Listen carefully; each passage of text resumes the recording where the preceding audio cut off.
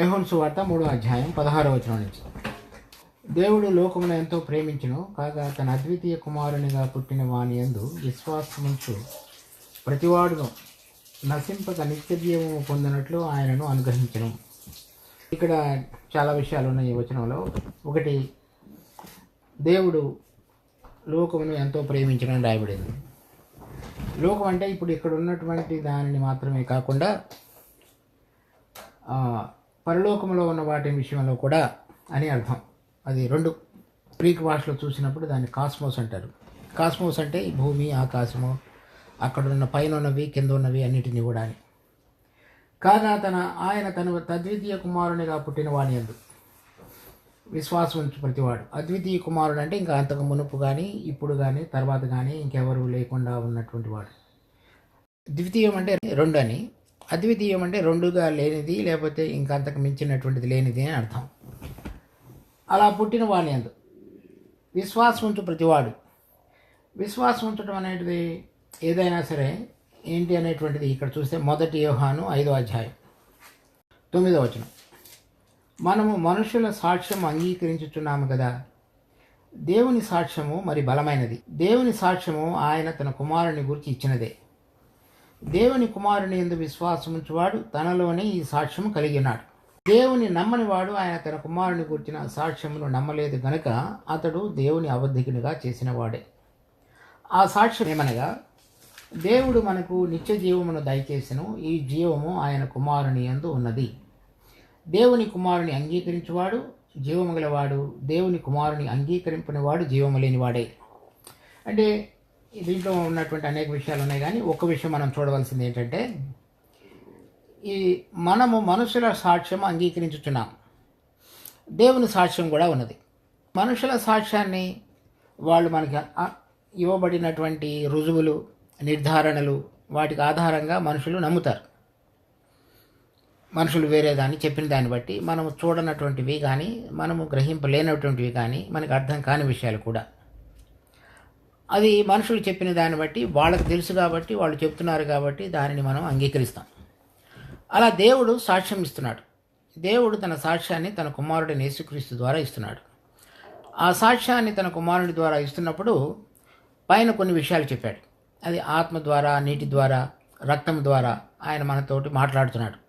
అంటే ఆయన కుమారుడిగా పంపబడి, సిలువ వేయబడి, తిరిగి లేవనెత్తబడి, పరిశుద్ధాత్మ దేవుడిని ఈ లోకంలోనికి పంపించుట అనే విషయాల ద్వారా దేవుడు తన కుమారుడిని గురించినటువంటి సాక్ష్యాన్ని మనకి ముందు ఉంచాడు. ఆ సాక్ష్యాన్ని అంగీకరించడం అనేటువంటిదే ఒక రకంగా చెప్పడం అంటే విశ్వాసం ఉంచడం అని మనం అర్థం చేసుకోవచ్చు. ఆ విషయాలు మనం చూడనప్పటికీ, అవి మనం ఆ సమయంలో లేనప్పటికీ, దేవుడు తను ఏదైతే మనం రుజువుగా ఉండటానికి, నిర్ధారణ కలిగి అంగీకరించగలగటానికి ఏదైతే దేవుడు మాట్లాడుతున్నాడో దానికి తగినటువంటి ఆధారాలు కనబడుతున్నాయో దానిని అంగీకరించడం అనేటువంటిదే ఒక రకంగా మనం చెప్పగలగాలంటే విశ్వసించటం. తర్వాత రోమాపత్రిక 10:17. కాగా వినుట వలన విశ్వాసం కలుగును, వినుట క్రీస్తుని గూర్చిన మాట వలన కలుగును. ఇక్కడ ఈ విశ్వాసం అనేటువంటిది వినుట వలన కలుగుతుంది. మనం 1 యోహాను 5:1 చదివినటువంటిది దేవుడు తన కుమారుని ద్వారా ఇచ్చినటువంటి సాక్ష్యాన్ని అంగీకరించడం అనేటువంటిది ఒక రకం. ఇక్కడ ఆ ఇవ్వబడినటువంటి సాక్ష్యాన్ని మనము వినినప్పుడు, అంటే ఎవరి ద్వారా అయినా మనకు తెలియపరచబడినప్పుడు, అది దేవుని వాక్యమని, దేవుని యొక్క వాక్యము మన హృదయాలలో అది తాకి దాని యొక్క వెలుగులోనికి, వివరణలోనికి తీసుకుని రాబడిన దానిని అంగీకరించగలిగిన మనసులోనికి వచ్చినప్పుడు దేవుడు విశ్వాసం అనేటువంటి దానిని మనకి అనుగ్రహిస్తాడు. అంటే ఇదేదైతే నువ్వు వింటున్నావో దేవునికి సంబంధించినది, నీ జీవితాన్ని సరిచేయగలిగినటువంటిది, ఈ సాక్ష్యాన్ని నమ్మటానికి సరైనటువంటి ఆధారాలు, రుజువులు దేవుడు మన జీవితాలలో మన కళ్ళ ఎదుట ఉంచున్నాడు అనేటువంటి మాటను నమ్మగలిగే విధంగా చేస్తున్నది. ఇక్కడ చెప్పబడినటువంటి క్రీస్తుని గురించిన మాట అనేటువంటిది, ఆ మాట అనేటువంటిది గ్రీకు భాషలో రీమా అని వ్రాయబడింది. రీమా అంటే ఆ వాక్యము, పలకబడినటువంటి మాట ప్రభావవంతమైన రీతిలో మన యొక్క అంతరంగాన్ని తాకి, ఇది దేవుడు చెబుతున్నటువంటి సాక్ష్యము, ఆయన కుమారుని గురించి ఇస్తున్నటువంటి సాక్ష్యము నిజమైనది అనే విధంగా మన యొక్క అంతరంగాన్ని తాకగలిగేటట్లుగా చేసేటువంటిది అని అర్థం. ఆ మాట అంటే అర్థం. దేవుని వాక్యం అని ఉంది వేరే చోట, అది దాన్ని గ్రీక్ భాషలో లాగోస్ అంట. ఈ మాట ఇక్కడ చెప్పబడినటువంటిది రీమా అంటే అది ఒక ప్రత్యేకమైన రీతిలో ఎవరైతే నిజమైన విధంగా దేవుడిని కలవాలని చూడాలని వెతుకుతున్నారో వాళ్ళందరితో కూడా ఆ దేవుడు తన కుమారుడిని గురించినటువంటి సాక్ష్యాన్ని నమ్మగలిగేటువంటి విధంగా చేసేటువంటి ప్రభావితమైనటువంటిదే ఆ వాక్యం. ఆ విశ్వాసము వినుట వల్ల కలుగును. ఆ వినుట అనేటువంటిది దేవుని యొక్క వాక్యం వల్ల కలుగుతుంది. అనగా దేవుడు తన కుమారుని గురించినటువంటి సాక్ష్యాన్ని మనం అంగీకరించడానికి పగిన రీతిలో మనలో వినినప్పుడు దానిని అంగీకరించగలిగినటువంటి స్థితిని చూచినప్పుడు దేవుడు మనకి ఇచ్చేటువంటిది విశ్వాసం. అది తర్వాత ఇంకో చోట చూస్తే హెబ్రీ పత్రిక 11వ అధ్యాయం. విశ్వాసం అనున్నది నిరీక్షింపబడి వాటి యొక్క నిజ స్వరూపమును అదృశ్యమైనవి ఉన్నవనటుకు రుజువునై ఉన్నది. ఇక్కడ మొదటి వచనంలో చూసినప్పుడు చెప్తున్నాడు, అది ఒక నిర్వచనం కాదు కానీ దాని యొక్క ఒక సారాంశమైనటువంటిది, అంటే విశ్వాసం యొక్క వరవడి లేకపోతే అది ఎలా ఉంటున్నది అనేటువంటిది చెప్తున్నాడు. విశ్వాసం అనేటువంటిది అదృశ్యమైనవి ఉన్నవన్నట్టుకు రుజువు. అంటే నువ్వు 2000 సంవత్సరాల క్రితం ప్రభు చనిపోయినప్పుడు ఇవ్వబడినటువంటి సాక్ష్యాన్ని అంగీకరించగలిగే దాని విధంగా ఏదైతే నీలో ఒక క్రియ దేవుడు తన యొక్క కృప ద్వారా ఆత్మ ద్వారా జరిగిస్తున్నాడో అది నువ్వు చూడనప్పటికీ కూడా అంగీకరించగలిగేటట్లుగా చేసేటువంటిది. ఇప్పుడు తర్వాత ఏదైతే దేవుడు తీసుకుని రాబోతున్నాడో అవి రాబోతున్నటువంటి వాటిని నిరీక్షణ ఉంచటానికి, అంటే ఇప్పుడు జరిగించినటువంటిది నమ్మటానికి అంగీకరించడానికి, రాబోతున్నదని చూడగలిగి మన హృదయంలో దాని యొక్క నిర్ధారణలోనికి రాగలగటానికి. ఈ దేవుని యొక్క వాక్యము తన కుమారుడిని గురించే కాకుండా ఆయన మరలా రాబోతున్నాడు అనే దాని గురించి కూడా ఇవ్వబడినటువంటి సాక్ష్యాన్ని అంగీకరించడం అనేటువంటిదే విశ్వాసం.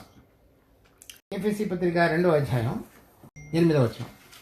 మీరు విశ్వాసము ద్వారా కృపచేతనే రక్షింపబడి ఉన్నారు, ఇది విమోచన కలిగినది కాదు, దేవుని వరమే. కనుక ఈ విశ్వాసం అనేటువంటిది కూడా ఇక్కడ ఏం చెప్తున్నాడంటే ఇది దేవుని వరం. మీరు కృపచేతనే విశ్వాసము ద్వారా రక్షింపబడి ఉన్నారు, ఇది మీ వలన కలిగినది కాదు, ఇది దేవుని వరం. అంటే ఆ విశ్వాసం అనేటువంటిది కూడా దేవుడు, కృప అనేటువంటిది వరం కాదు. ఇక్కడ చెప్పబడిన ఈ వాక్య ప్రకారంగా విశ్వాసం అనేటువంటిది వరం. ఆదిలో ఇలా నేను ఎవరు, దేవుడు నన్ను ఎందుకు సృష్టించాడు, సృష్టించబడిన ఉద్దేశం ఏమిటి, ఆ పరలోకపు తండ్రితో నా సంబంధం ఏమిటి అనేటువంటిది వాళ్ళ మనస్సాక్షి అంతరంగాన్ని కదిలించుతున్నప్పుడల్లా నిజమైన విధంగా దేవుడిని ఎరగగలిగేటువంటి వారందరి హృదయాలలో కూడా దేవుడు తన కుమారుడిని గురించినటువంటి సాక్ష్యాన్ని అంగీకరించగలగటానికి, ఆయన చెప్పినటువంటివి అదృశ్యమైనవి ఉన్నట్లుగా నమ్మటానికి, మనకు ఆత్మ ద్వారా మొదటలో ఇవ్వబడినటువంటిది కూడా విశ్వాసం అనేటువంటిది ఆయన ఇచ్చేటువంటి వరం.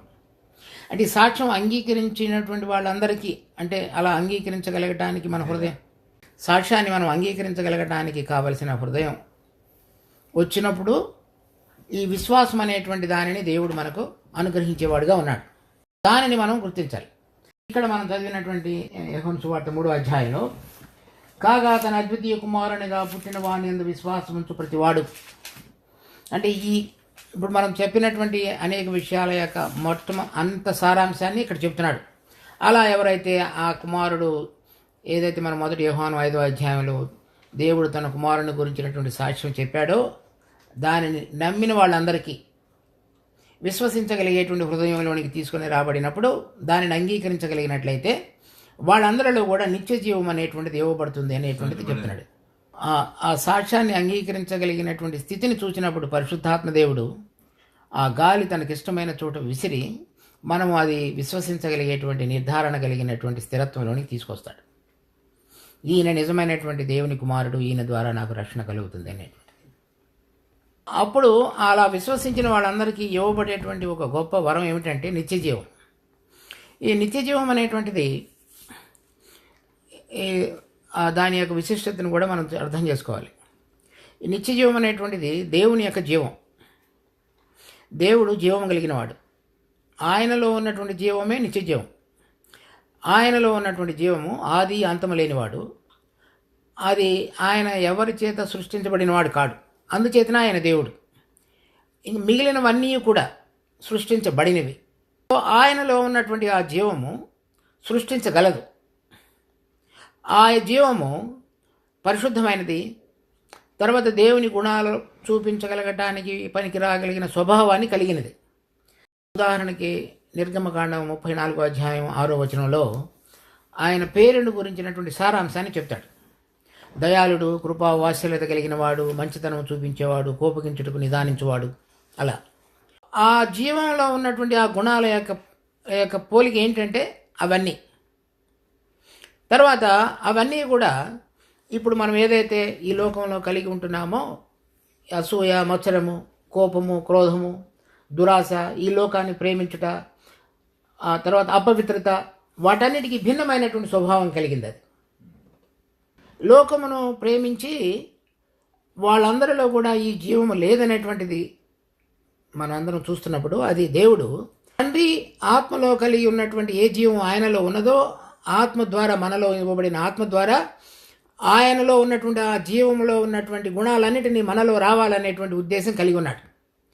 ఆ జీవానికి ఆది అంతము లేదు కనుక మనకు ఆ జీవాన్ని అనుగ్రహించడం ద్వారా ఇప్పుడు మనుషులందరూ కూడా చనిపోతారు.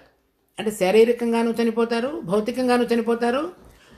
ఆయనను ఎరగకపోతే మనలో ఉన్నటువంటి ప్రాణము, ఆత్మ కూడా దేవునికి ఎల్లప్పుడూ దూరంగా ఉండేటువంటి స్థితిలోనికి తీసుకుని రాబడుతుంది.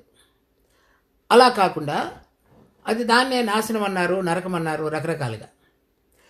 అలా కాకుండా ఈ నిత్య జీవం అనేటువంటిది దేవుని జీవం కనుక ఈ భౌతికమైనటువంటి జీవాన్ని విడిచిపెట్టిన తరువాత పరలోకము నుంచి దేవుడు స్వయంగా మనలో బోధపడినటువంటి ఆత్మ నిత్యత్వంలో ఆయనతో పాటుగా ఆయన జీవం కలిగి జీవించగలగటానికి ఏదైతే ప్రతి మనిషికి అవసరమైనదో దానిని ఆయన అనుగ్రహించాడు. అది నిత్యజీవం. దాని తర్వాత ఆ జీవములో ఉన్నటువంటి సారాంశమైన కృప, దయ, కనికరము, దీర్ఘశాంతము, మంచితనము, విశ్వాస్యత, ఆ గుణముల యొక్క పోలికలోనికి తీసుకుని రావడానికి ఆ జీవం మనలో ఉండి పనిచేసే విధంగా ఉన్నది. ఆ గుణముల యొక్క పోలికలోనికి మనలను తీసుకుని రావడానికి ఆ జీవం మనలో ఉండి పనిచేసేదిగా ఉంది.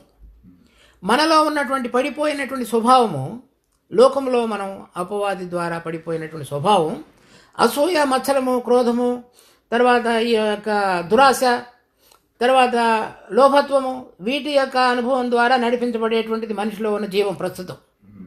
ఈ జీవానికి వ్యతిరేకమైనది, పరిశుద్ధమైనది, దేవునితో సంబంధం కలిగినది ఆయన జీవం మనలో ఉండడం ద్వారా మనం ఆ పరలోకానికి సంబంధించిన విధంగా జీవించగలగటానికి మనలో ఈ దేహంలో పనిచేసేటువంటి విధంగా ప్రభావితాన్ని కలిగి చేసేటువంటిది నిత్యజీవం. నిత్యజీవం అంటే చాలామంది ఏమనుకుంటారంటే నేను ఇక్కడి నుంచి చనిపోయిన తర్వాత దేవుడితో ఉంటాననేటువంటి మాత్రమే అవగాహన కలిగి ఉన్నారు. అది కరెక్టే, కానీ అది సంపూర్ణమైనటువంటి అవగాహన కాదు.